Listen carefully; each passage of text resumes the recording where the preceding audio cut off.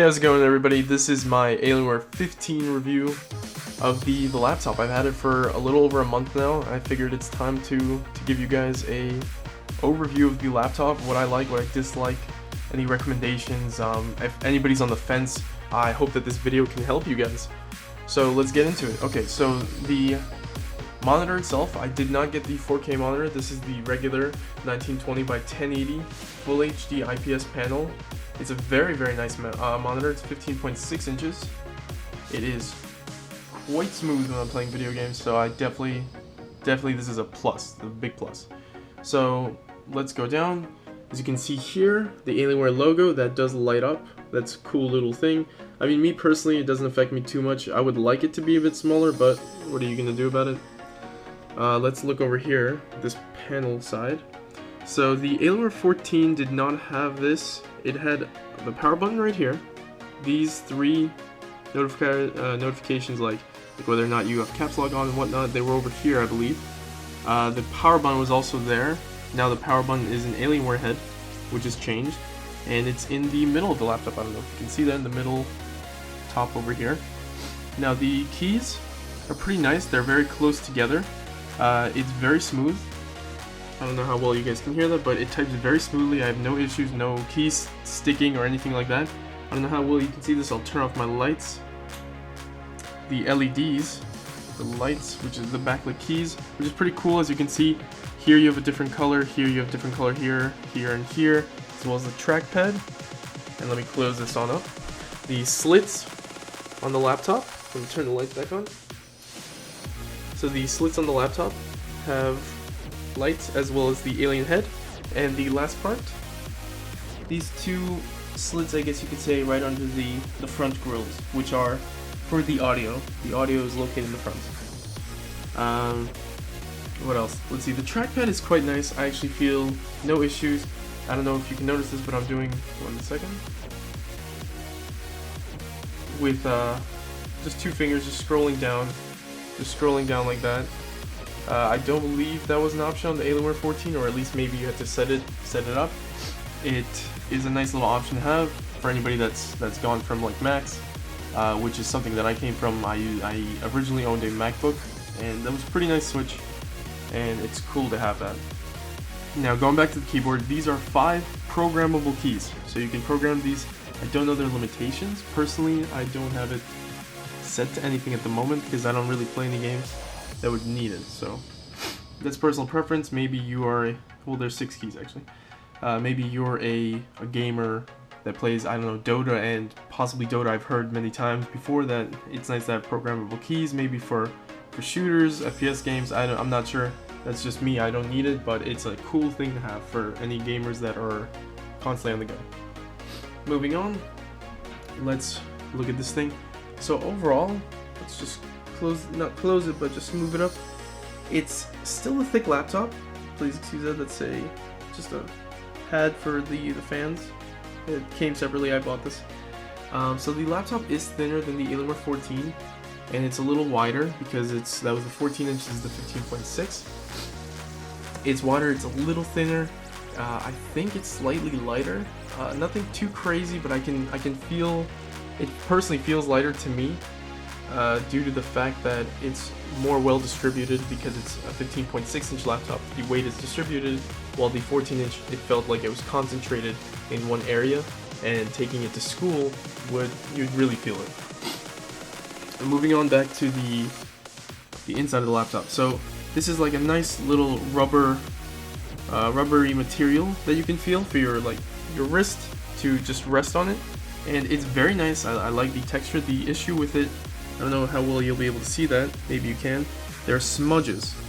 It picks up grease very easily. You could be the cleanest person in the world, but this thing picks up everything, and that is something you're gonna have to constantly keep cleaning. As you can see, I try to clean it pretty much daily. This thing just picks up grease really quickly. You could use a cloth just like this and just wipe it, as well as wiping the screen like that. Now, what else? The trackpad is quite nice. It does also attract quite a bit of dust, so if you can, please try to clean this thing up. It will collect quite a bit of dust. Moving on to the sides, let me just unplug these, the fan and the mouse. That should make it quieter, and I'll unplug the HDMI cable for the monitor. Okay, so let's close this bad boy. Let's take a look now. So as you can see, that's where the grills are. Let me just put the camera down for a second. Let me move this over. Please excuse any of that dust. Okay. So again, this is just to give you guys an idea of how the thickness of the laptop. This is the right side of it. Now on the right side, what you'll find is the microSD reader, the card reader right here. I have taken out my thing because I was just using the microSD reader. Two 3.0 USB cords for the LAN as well as like Ethernet.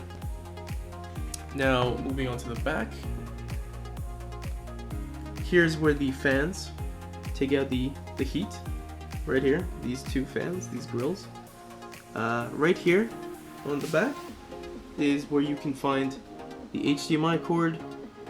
I believe this is the, let's see, display port, and this right here is the, I believe it's the amplifier. Yes, this is the graphics amplifier cord. This, if you bought it, I personally didn't, I don't feel the need for it, but if you're a gamer that's interested, it's in the back. So that might be helpful for you if your setup is towards the end of the desk, you don't have to worry as much about it. Now let's turn this thing around again for the left side. Okay, let's see. Now here you have quite a bit. Two jacks, one for a headset jack, and the other one is a microphone jack. Two more 3.0 USB, so that's 4 total, which is a pretty nice thing to have. Then let's see.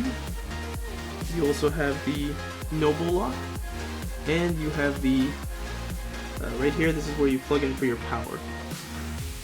So this is the left side. So as you can see, the 15 has quite a bit of options where you can plug whatnot in, and it's a bit more than the Alienware 14. The only difference is it had 3 jacks in comparison to 2 jacks here. Now the laptop is quite fast. I personally, just open this bad boy up. So I'm going to plug in my mouse again. I personally decided to go with the 970M. It's been replaced, the hard drive, the original hard drive, with a 64GB M.2 SSD and an additional 640 gigabytes. It's only 5400 RPM, but it's always upgradable, which is nice. I originally got 8 gigabytes of RAM, and then I upgraded to 16 gigabytes, as well as the GTX 970 3GB GDDR5 graphics card. The battery is the 8-cell lithium ion bat, and the monitor's anti-glare, which is nice for those of you that are constantly maybe working outside in the sunlight, or if maybe your office has a glare. It's just nice to know that you won't have much of an issue. Processor is the i7-4710HQ. Let's look at the top. The top, this is a carbon fiber-ish material. It's a bit of a mixed combination. I don't think it's 100% carbon fiber. It might have a little bit of something else. The build is very sturdy. It's a very strong build. I have yet to come across any issues. It's a very similar, if not the same build as the Alienware 14, which dropped once or twice, and I pretty much didn't have a single problem, not even the chipping. So that's something to keep in mind. I also switched, I had the Windows 8 OS, and I switched to Windows 7 Ultimate, so that's also nice. You can obviously change that. Unfortunately, it voids the warranty, but you do what you gotta do. So overall recommendations, this laptop is great. I've had it for a month. Maybe it's not the best for commuters. That may be a bit difficult for you to handle because the consistent weight, it's not the worst thing. But again, maybe if you drive, it's a little better.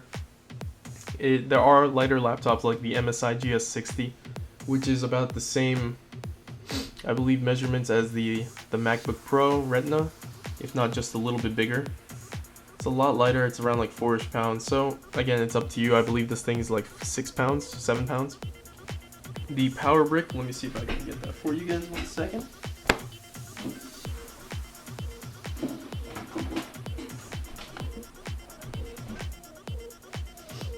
Alrighty, So the power brick is a little bit smaller than the Alienware 14 power brick. It's still pretty big though. It's a little heavy, but not as bad as the 14. It's manageable. I have to warn you guys, like if you use a messenger bag or something, it's definitely going to take up quite a bit of the space in your bag. So that's something to take into consideration when purchasing this laptop. Overall though, the specs, the build, everything about this laptop is pretty top notch, and I definitely recommend it for anyone that has the extra cash, because it's not a cheap laptop. Maybe check eBay or Amazon to see if they have any deals. Dell, I believe, has had a few deals on and off, so I definitely recommend checking this thing out. This thing is the, in my opinion, perfect combination of just mobile gaming along with just overall quality build.